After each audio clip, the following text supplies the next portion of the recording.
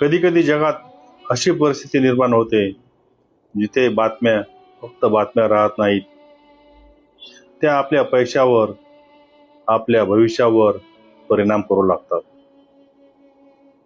आज Israel, America आणि Iran यांच्या संघर्षामुळे जगभरातील बाजार अस्थिर झाले आहेत.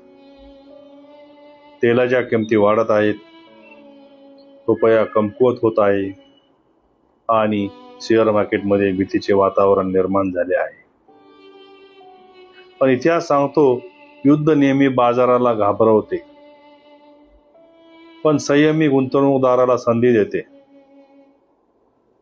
बहुतेक लोक या काळात घाबरतात, न्यूज पाहतात आणि घाईघाईने आपली गुंतवणूक विकून टाकतात. पण खरे गुंतवणूकदार वेगळे असतात.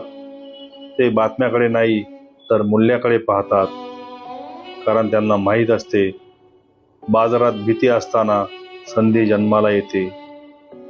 जेव्हा जग घाबरलेले असते तेव्हा संयम ठेवणारे लोक भविष्यातील संपत्ती निर्माण करत असतात.